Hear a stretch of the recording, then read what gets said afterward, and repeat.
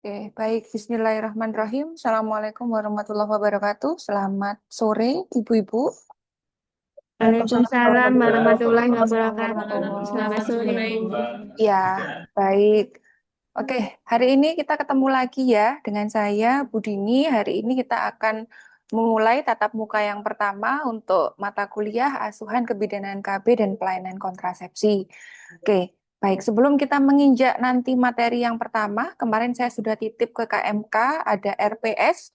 RPS adalah rancangan pembelajaran semester untuk nanti panduan kita satu semester ke depan apa saja yang dipelajari, dan juga sudah saya titip juga ada materi untuk tatap muka yang pertama nanti ada terdiri dari beberapa PowerPoint. Hanya saja karena memang keterbatasan waktu, nanti hari ini yang kita diskusikan satu PowerPoint. Kemudian saya ingatkan juga untuk ibu-ibu atau mbak-mbak jangan lupa untuk melakukan absensi di Eduvekta sambil belajar. Monggo dicoba absensinya. Kalau misalnya ada kendala, bisa nanti menghubungi KMK atau misal menghubungi ke Budini selaku PJMK, bisa nanti untuk saya bantu mengabsenkan gitu ya. Baik, sebelum kita menginjak materi, kita diskusi dulu terkait rancangan pembelajaran satu semester ke depan. Saya izin untuk share screen. Yang saya share screen adalah recording dengan kelas 25E, tapi insya Allah tidak mengurangi esensi dari apa yang akan menjadi diskusi kita hari ini. Nanti untuk bahan diskusinya tetap akan saya fasilitasi, begitu ya. Baik. Belum nanti kita masuk ke materi yang pertama, saya akan menjelaskan terlebih dahulu rancangan pembelajaran untuk satu semester yang barangkali sudah saya titip juga tadi ke KMK sebagai acuan kita bersama untuk satu semester ke depan itu apa yang mau kita pelajari, terus nanti dosennya siapa, terus kapan ada praktikum, kapan ada ujian, tekniknya, dan lain sebagainya. Saya terangkan pelan-pelan ya sambil belajar supaya nanti kalau ketemu dengan mata kuliah yang lain semuanya sama-sama punya RPS, cara membacanya kurang lebih sama gitu ya. Baik, di halaman depan ini merupakan identitas dari mata kuliahnya, ada kodenya, ada nama dosen PJMK-nya, NIDN, fakultas, kaprodi, yang sebenarnya bisa diabaikan. Kalau memang secara administratif mahasiswa belum terlalu membutuhkan ya, kecuali KMK mungkin nanti berkepentingan untuk di jurnal perkuliahan. Kemudian mungkin di sini yang perlu diketahui jumlah tim pengajarnya dua. Untuk KB ini nanti saya dengan Bu Dinar, gitu ya. Nah, ini juga masih merupakan identitas dari mata kuliah, ada capaian pembelajaran, capaian mata kuliahnya, deskripsi, bahan kajian, kemudian ini referensi buku-buku yang bisa menjadi acuan belajar bersama. Tapi kalau misalnya tidak cukup waktu, dengan nanti menggunakan PPT yang dibagikan dosen saja, insya Allah sudah bisa nanti kalau untuk ujian UTS UAS ya. Tapi kalau untuk pengembangan teman-teman sekalian, boleh ini ada beberapa rekomendasi textbook yang bisa dibaca ya. Kemudian ini adalah masih sama bentuknya identitas dari mata kuliah dengan bentuk tabel yang memang sudah ada template-nya ya. Jadi mau tidak mau nanti semua mata kuliah pasti akan mengikuti. Cuman saran saya untuk kelas RPL supaya tidak terlalu pusing, boleh kita langsung menuju pada halaman yang judulnya adalah ini, jadwal pembelajaran tatap muka untuk kelas 25C, D, dan E, yaitu kelas AJ atau RPL. Boleh langsung ke halaman ini saja, gitu ya. Nggak apa-apa, nggak akan menjadi masalah. Ya, kelas 25C, D, dan E, tiga-tiganya adalah merupakan kelas RPL yang nanti sama-sama mendapatkan mata kuliah asuhan kebidanan KB dan pelayanan kontrasepsi dengan hari yang berbeda. Untuk 25C di setiap hari Jumat, 25D tiap Kamis, 25E yang hari ini setiap Rabu. Satu minggu satu kali dengan jam yang juga sama. Sesuai dengan kalender akademik yang dibagikan oleh Sekprodi, pembelajarannya ada belajar mandiri 100 menit di jam 10.50 sampai 12.30. Namanya aja belajar mandiri ya. Jadi memang boleh dengan membaca materi. Kalau mungkin hari ini masih pertemuan pertama ya membaca RPS begitu boleh. Tadi saya juga sudah sempat membagikan beberapa PPT materi, barangkali sudah ada yang sempat membaca, berarti itu masuk dalam belajar mandiri. Kemudian setelah belajar mandiri, ada 100 menit lagi yang hari ini kita lakukan. Harusnya tadi jam 14 lebih 10 ya. Kurang lebih nanti berarti 100 menit ke depan, atau kita bisa fleksibel. Kalau sebelum 100 menit sudah selesai, ya nggak masalah. Kalau misalnya 100 menitnya juga masih kurang, monggo nanti saya juga akan memfasilitasi. Ini yang 100 menit kedua adalah TMCTJ. TMCTJ ini adalah tatap muka ceramah tanya jawab kuliah klasikal gitu ya.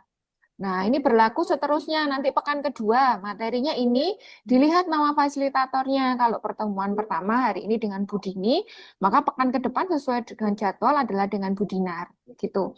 Untuk kelas 25E diingat-ingat tiap hari Rabu. Gitu ya. Kemudian pekan ketiga ketemu lagi sama Budini. Pekan keempat sama Budinar. Pekan kelima Budini lagi, keenam Budinar, ketujuh Budini. Ini selang-seling begitu ya.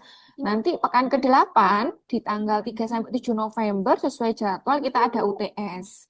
Nanti UTS-nya ini secara daring ya, pakai aplikasi yang ada di Eduvecta. Oke, ini saya tuliskan dini karena memang nanti penanggung jawab ketika ujian adalah kembali ke PJMK, yaitu kepada saya. Kemudian nanti di pekan ke-9 ini masih dengan teori, nanti dengan Budinar. Pekan ke-10, nah pekan ke-10 sampai dengan seterusnya ke bawah menghabiskan pekan ini, kita sudah mulai praktikum. Hanya saja praktikumnya tidak langsung lab skill, tapi ada didahului lab kelas. Lab kelas itu artinya didemokan dulu, diajari dulu, didemokan dulu. Diawali dengan ABPK, nanti dengan Budinar, kemudian dokumentasi ASKEP ya, nanti dengan saya. Kemudian ada IUD dengan saya, dan implan dengan Budinar. Baru nanti di pekan ke-14 dan 15 adalah lab skill.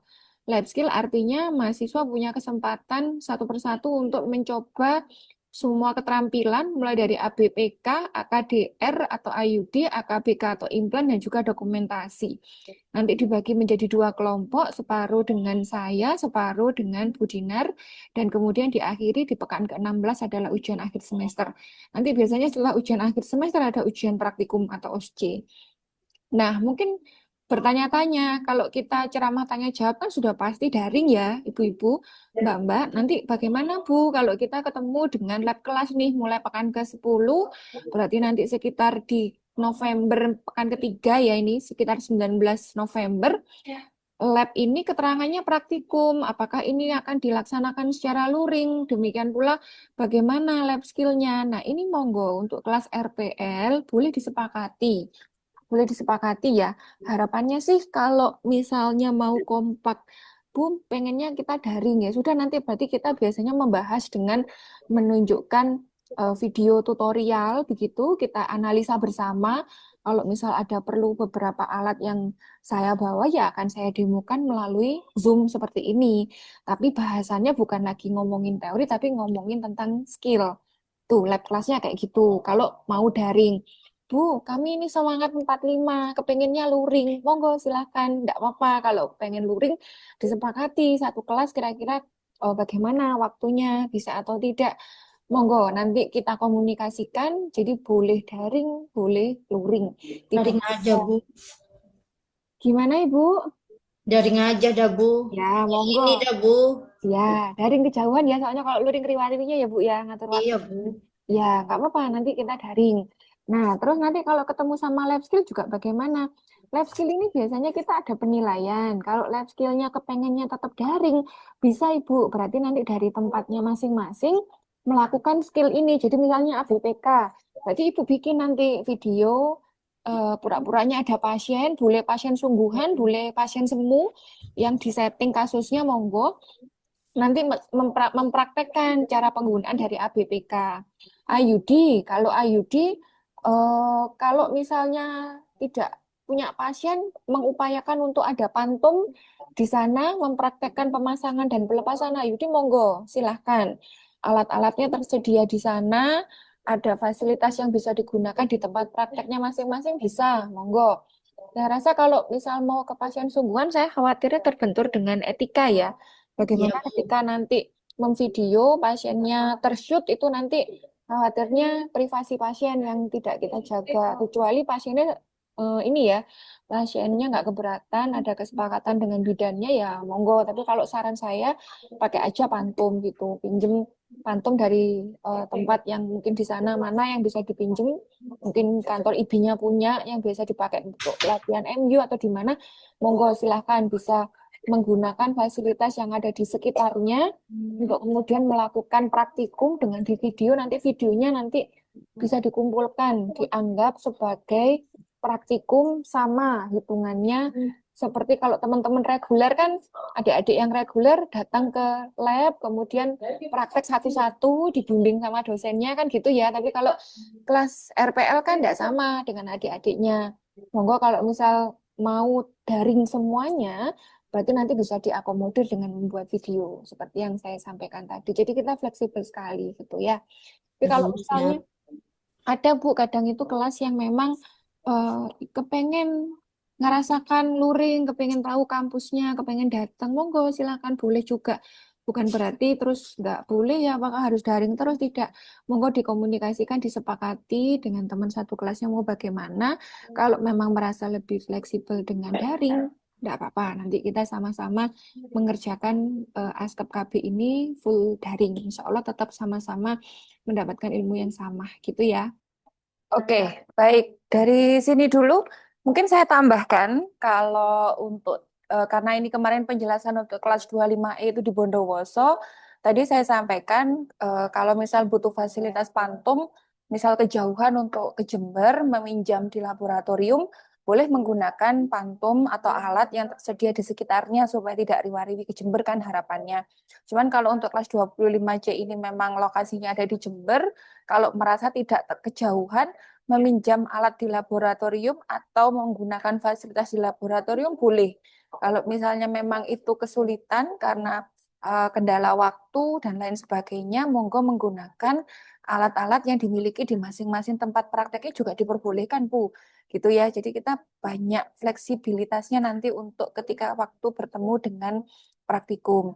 Kalau misalnya fresh graduate, Bu, posisinya belum bekerja, tidak ada tempat di sekitar saya yang bisa digunakan untuk meminjam alat atau melakukan praktikum. Nanti kalau kondisinya seperti itu diakomodir ya, kalau kita udah tiba di waktunya praktikum, nanti monggo yang merasa ada kesulitan seperti itu bisa melapor, nanti kita list, saya list, nanti akan saya berikan tugas pengganti. Jadi pada intinya untuk kelas RPL tetap tidak ada kewajiban untuk datang secara luring walaupun di RPS tertulisnya praktikum. Ya, intinya tidak ada kewajiban itu maksudnya tetap boleh daring. Tapi kalau kepingin luring juga boleh, Bu, gitu. Jadi bukan berarti dilarang datang ke kampus, mboten nggih. Jadi silakan fleksibel, mau daring boleh, mau luring boleh gitu. Baik, terkait RPS mungkin sebelum kita ke materi, monggo kalau ada yang mau ditanyakan, ada yang perlu ditanyakan, ada yang kurang jelas dari RPS. Cukup, Ibu-ibu, untuk RPS? Sementara cukup.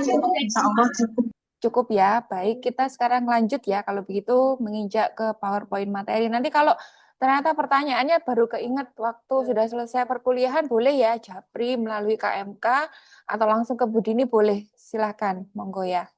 Oke, kalau begitu sekarang kita lanjut ke perkuliahan hari ini. PowerPoint untuk kita diskusikan bersama hari ini ya. Hari ini pokok bahasan kita kalau sesuai dengan jadwal yang ada di RPS cukup banyak. Tadi ada tugas belajar mandiri untuk membaca. Jadi sebenarnya ada 4 PowerPoint yang saya Bu, sertakan. Ya, bentar.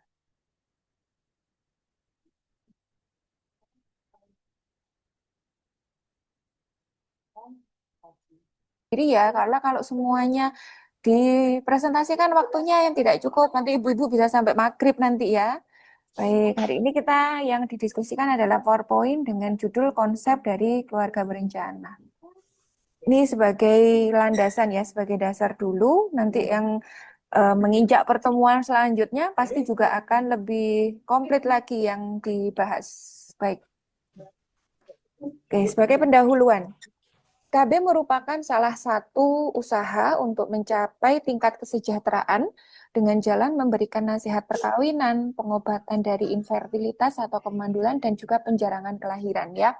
Jadi tujuan dari kontrasepsi sendiri secara umum bisa mencapai sebuah kesejahteraan ya, karena dengan adanya nasihat perkawinan, artinya seseorang didorong untuk menikah pada usia yang tepat, psikologis yang matang, faktor ekonomi yang mendukung ya. Kemudian kalau kita bertemu dengan kasus infertilitas, bagaimana kemudian adanya suatu kehamilan dan kelahiran itu harus dijarak ya, harus diberikan jeda, maka di situ nanti kesejahteraan dari seseorang itu bisa tercapai, baik itu yang sifatnya fisik, psikis ya, karena definisi dari kesehatan itu sendiri kan tidak hanya sehat secara fisik saja, dinamakan orang itu sehat secara holistik, secara menyeluruh, itu adalah bukan hanya dari fisik tapi juga dari mental, psikis, yang salah satunya bisa dicapai dari kontrasepsi ini, gitu.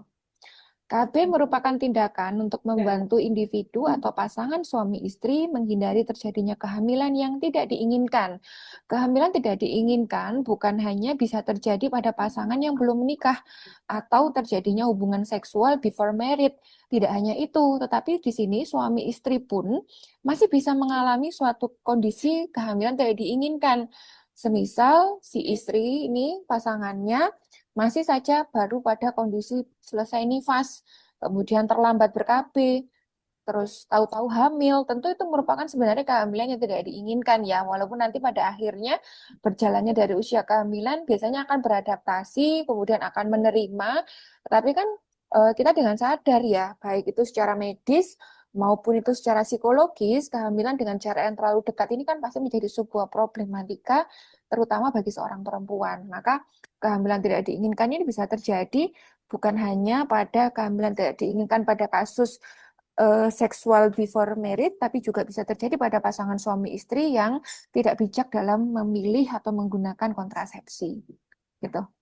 KB merupakan proses yang disadari oleh pasangan untuk memutuskan jumlah dan jarak anak serta waktu dari kelahiran. Jadi untuk menentukan kapan mau hamil lagi, berapa jumlah anaknya, dan sebagainya.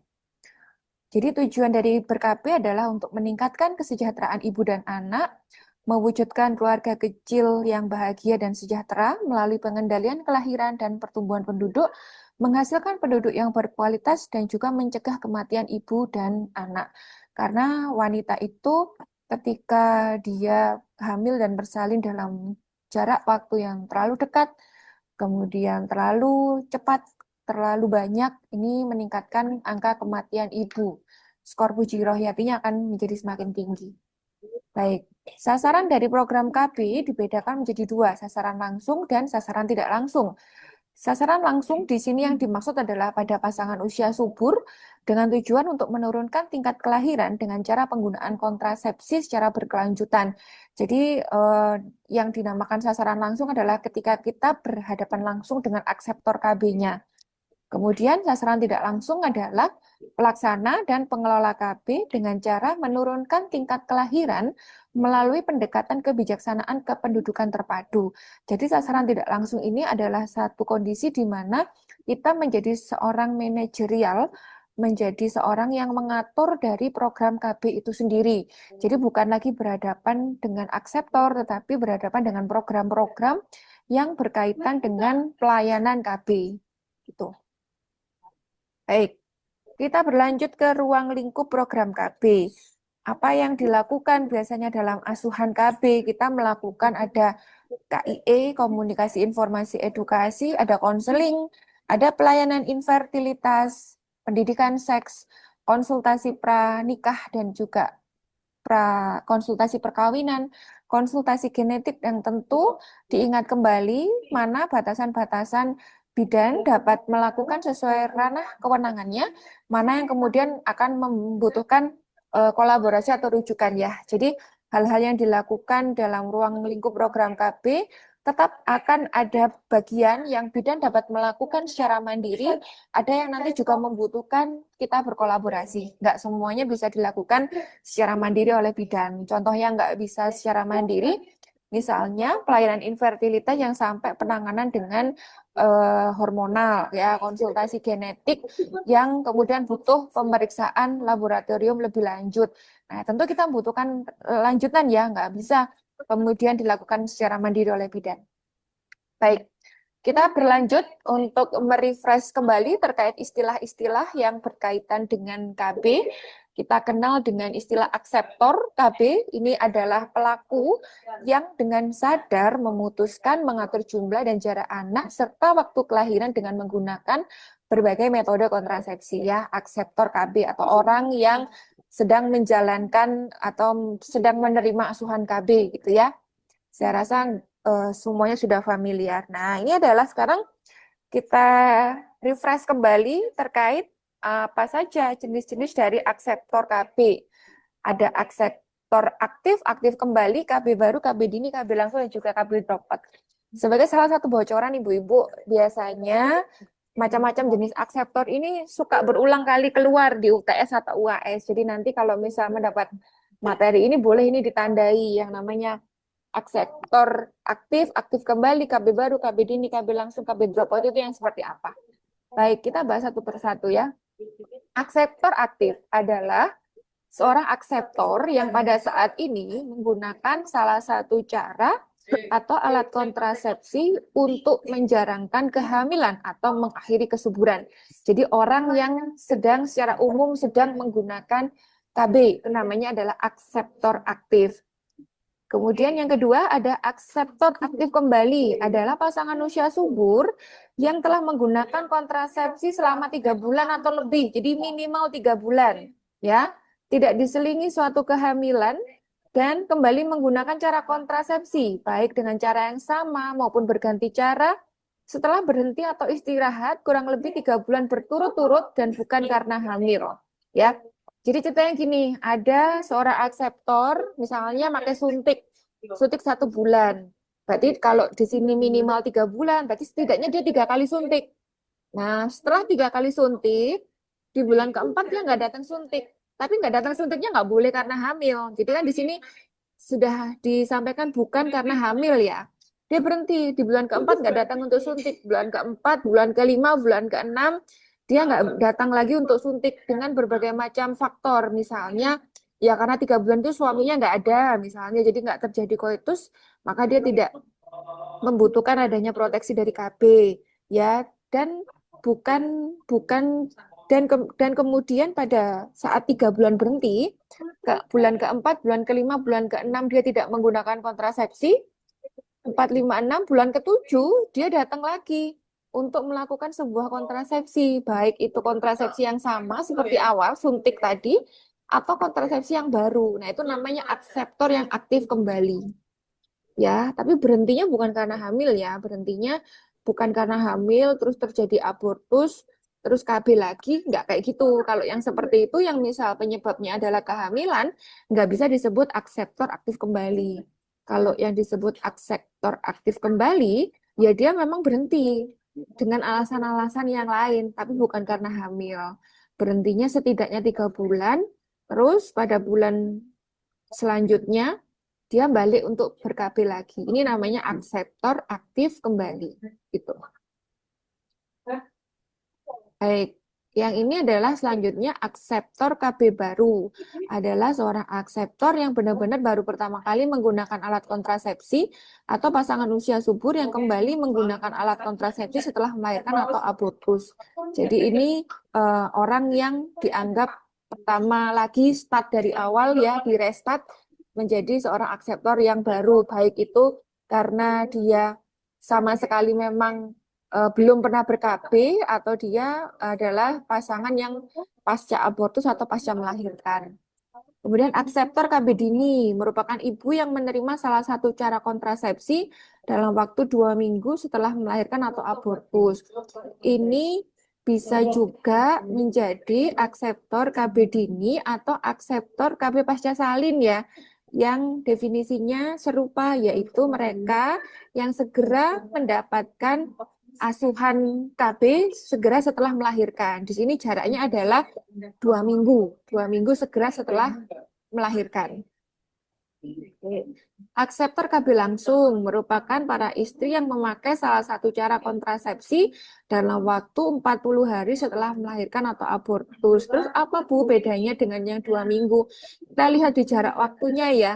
Antara akseptor KB dini dengan akseptor KB langsung, ini masih lebih cepat yang miliknya akseptor KB dini. Jadi dari segi timing lebih cepat di 2 minggu pertama itu masuk akseptor KB dini. Kalau di 40 hari berarti masuknya di akseptor KB langsung. Apakah pasien yang melakukan akseptor KB dini bisa masuk ke dalam akseptor KB langsung? Jawabannya iya. Karena di dalam 40 hari ini kan juga mencakup yang KB dini. Tetapi jangan dibalik, akseptor KB langsung belum tentu merupakan akseptor KB dini. Ya, karena ketika dia sudah lebih dari 2 minggu, maka definisinya adalah masuk pada akseptor KB langsung. Jadi akseptor KB langsung tidak bisa menjadi akseptor KB dini. Kalau ternyata dia pakai KB-nya sudah lebih dari 2 minggu. Tapi mereka yang ada di kategori akseptor KB dini bisa masuk dalam kategori akseptor KB langsung. Karena batasan akseptor KB langsung adalah di 40 hari. Gitu. Nah, berikutnya adalah akseptor KB dropout, merupakan akseptor yang telah menghentikan pemakaian kontrasepsinya lebih dari 3 bulan. Jadi kalau ada akseptor baru tidak datang suntik 1 bulan, belum bisa disebut dropout ya. Dikatakan dropout adalah ketika 3 bulan berturut-turut, 3 kali jadwal berturut-turut dia tidak datang kembali, baru disebut kategori dari dropout. Baik. Setelah dari macam-macam akseptor tadi, kita ke definisi dari pasangan usia subur. Pasangan usia subur adalah pasangan suami istri yang istrinya berusia 25 sampai 35 tahun. Atau pasangan suami istri yang istrinya usianya mungkin kurang dari 15 tahun tapi sudah mendapatkan haid. Atau seorang wanita, ini kan istri ya, semuanya istri ya. Karena kalau laki-laki kan tidak ada batasan selesai masa subur, nggak punya menopause. Jadi ini batasan ini berlaku untuk wanita atau berusia lebih dari 50 tahun tapi masih mendapatkan haid. Maka jika seorang wanita berada dalam kategori ini, berapapun usia suaminya, mereka akan masuk dalam kategori pasangan usia subur. Baik. Berikutnya kontrasepsi. Kontrasepsi ini berasal dari bahasa kontra dan konsepsi. Kontra artinya melawan atau mencegah. Konsepsi artinya pertemuan antara sel telur matang dan sperma yang bisa mengakibatkan kehamilan. Kalau digabung kontra dan konsepsi menjadi kontrasepsi, artinya adalah usaha menghindari, mencegah terjadinya kehamilan sebagai akibat adanya pertemuan dari sel telur dan juga sel sperma. Yang membutuhkan kontrasepsi adalah pasangan yang aktif melakukan hubungan seks dan kedua-duanya memiliki kesuburan yang normal namun tidak menghendaki kehamilan, ya. Jadi memang di sini tidak ada keharusan kontrasepsi itu menjadi milik mereka yang sudah menikah, walaupun secara etika, secara peraturan memang harapannya paparan hubungan seks itu adalah dalam ranah pernikahan. Ya, jadi kontrasepsi sendiri juga digunakan oleh mereka yang ada terikat dalam sebuah hubungan pernikahan. Namun, tidak bisa kita pungkiri bahwa hubungan seks itu bisa terjadi pada mereka yang belum berada pada suatu ikatan pernikahan. Sehingga kontrasepsi pun juga dapat digunakan. Jadi istilahnya bukan suatu kelaziman, tapi bisa digunakan bagi mereka yang memang sudah terpapar dari hubungan seksual walaupun tidak dalam ikatan pernikahan.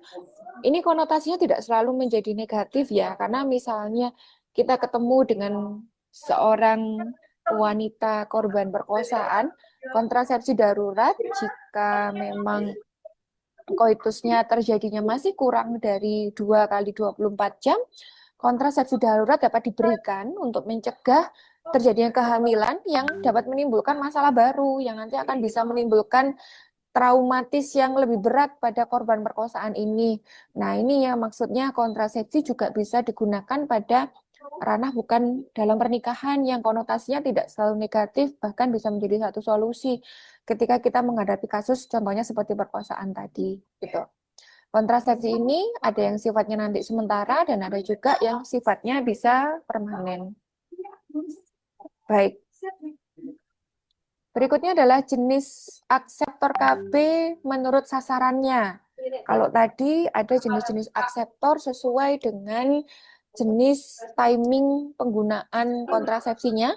Kalau ini menurut sasarannya. Nah, ini kalau misalnya kemarin ingat matrikulasinya, ini ada di sini semua nih jawabannya yang lebih mendetail ya. Ada fase menunda kehamilan. Sebaiknya dilakukan oleh pasangan yang istrinya belum mencapai usia 20 tahun. Karena usia di bawah 20 tahun adalah usia yang sebaiknya menunda untuk mempunyai anak dengan berbagai alasan. Kriteria kontrasepsi yang diperlukan yaitu kontrasepsi dengan pulihnya kesuburan yang tinggi atau cepat. Kontrasepsi yang disarankan bisa pil KB, bisa juga AKDR.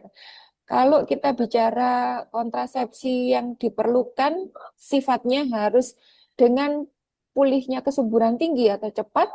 Ini secara istilah medis disebut dengan, ada yang bisa bantu?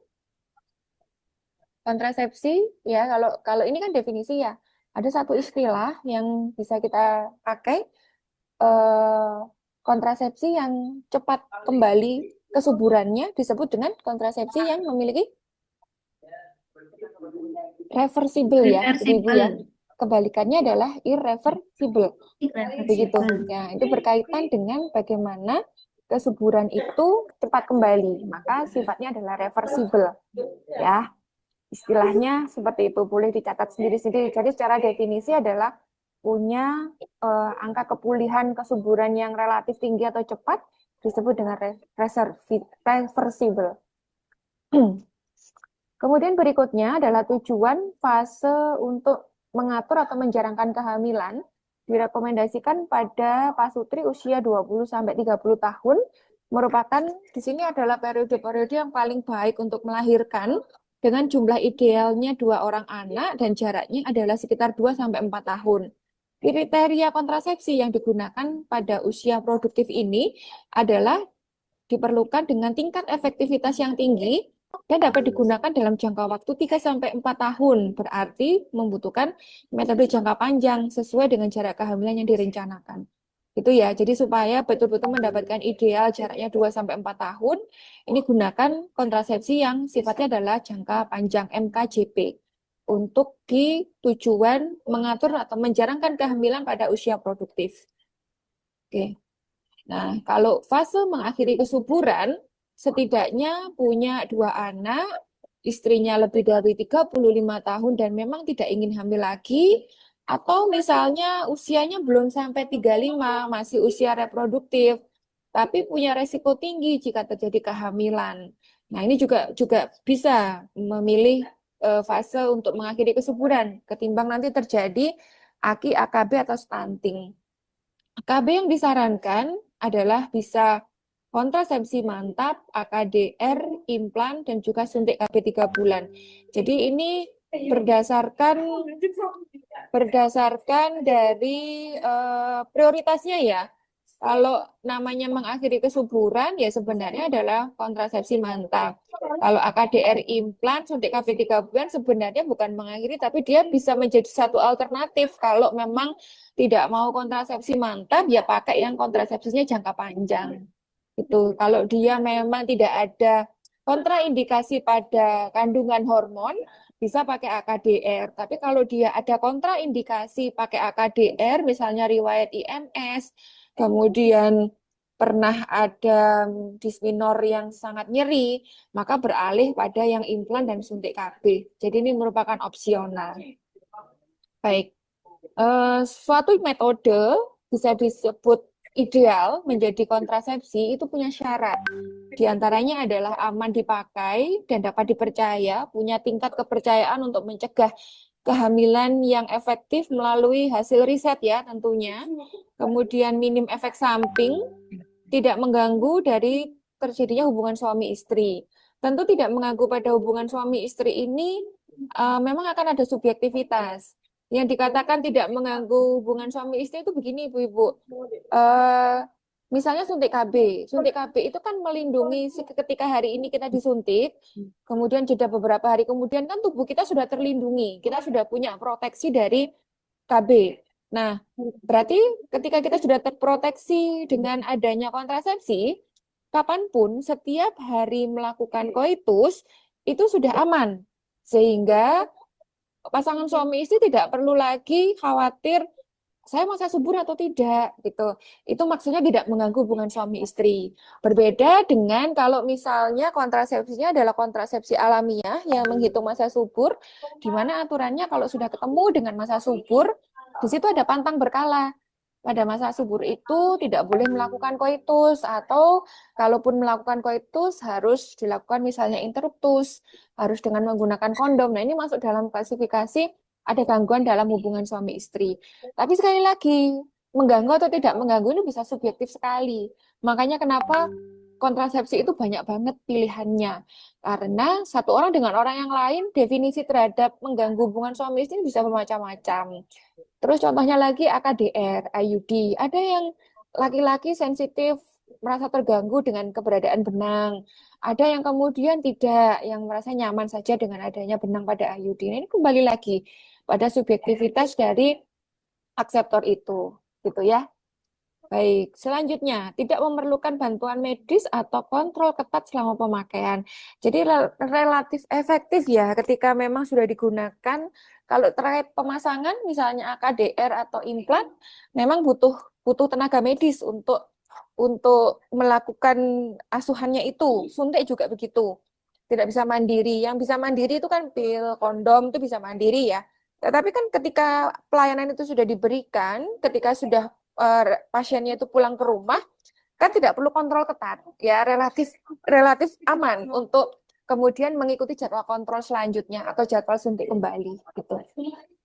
Cara penggunaan yang relatif sederhana ya karena pasien ya cukup mengikuti saja instruksi dari bidan sesuai dengan apa alat kontrasepsi yang dipilih. Harga yang relatif terjangkau, balik lagi ya, ini kembali ke subjektivitas dari masing-masing. Pemerintah ada di puskesmas itu yang free. Ada kemudian berbagai macam suntikan dengan berbagai macam merek yang berbeda-beda harganya. Implan, kalau pas kena safari, ya bisa free. Kalau pas yang kemudian ada yang bermerek, ya berbayar. Untuk sebagian orang masih relatif terjangkau karena dia perlindungannya langsung 3 tahun. IUD juga demikian, perlindungannya langsung 5 tahun. Kelihatannya mahal di depan, tapi kalau sebenarnya diakumulasi relatif terjangkau. Ini memang bisa subjektif juga. Oke, dan terutama disetujui oleh pasangan suami istri karena kontrasepsi merupakan suatu hak dari pasangan suami istri, tidak bisa hanya dipilih atau disetujui oleh satu orang saja, sebaiknya diketahui oleh suami maupun istri. Nah, terkait dengan pelayanan KB, kita harus senantiasa menjaga mutu ya dari pelayanan KB dengan cara akses dari pelayanan KB, hak mendapat informasi yang lengkap, mendapatkan pelayanan KB yang aman, efektif, dan terjangkau, ini perlu menjadi tugas dari seorang bidan. Kemudian melibatkan suami dalam ber-KB, adanya persetujuan atau dukungan. Ibu mohon maaf ya, agak sedikit ramai di sini sebentar.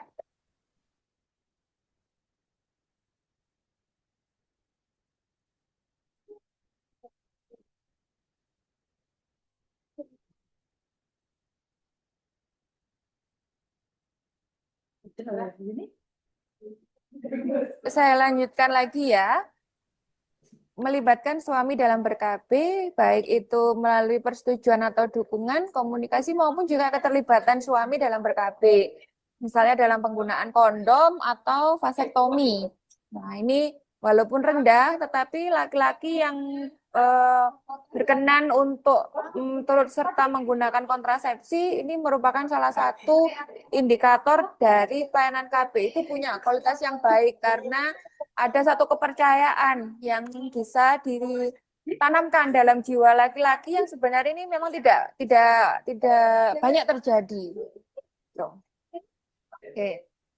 Berikutnya, ciri pelayanan KB yang bermutu, pelayanannya sesuai dengan kebutuhan klien, klien dilayani secara profesional, adanya penjagaan kerahasiaan klien, waktu tunggu pelayanan yang tidak terlalu lama, petugas dapat memberikan informasi dengan lengkap tentang berbagai pilihan KB, Petugas menjelaskan kapasitas kemampuan vaskes dalam melayani KB, misalnya vaskesnya tidak bisa vasektomi, tidak bisa tubektomi, hanya screening atau memberikan rujukan. Ini perlu disampaikan karena memang nggak semua klinik bisa melayani vasektomi dan tubektomi.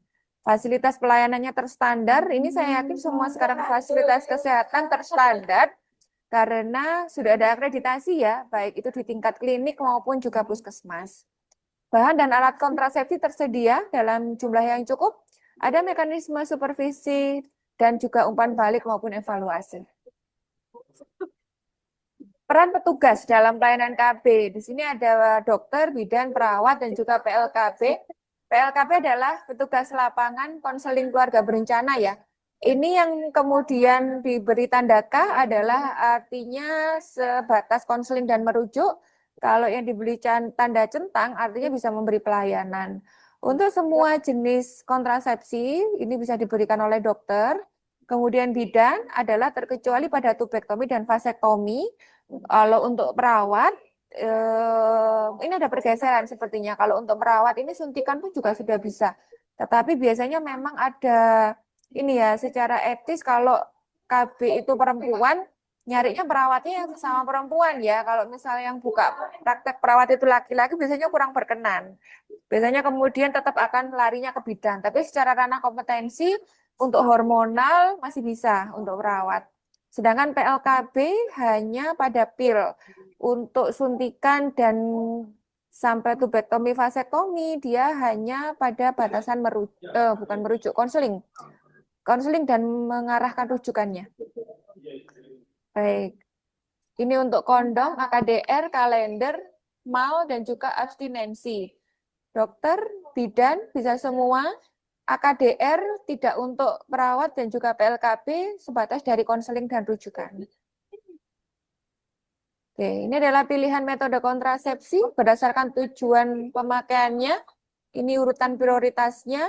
Pada fase menunda kehamilan, ya tadi yang dikatakan punya reversibilitas tinggi, angka kembali kesuburannya lebih tinggi, pilihannya adalah untuk pil, AKDR, kondom, implan, dan suntikan.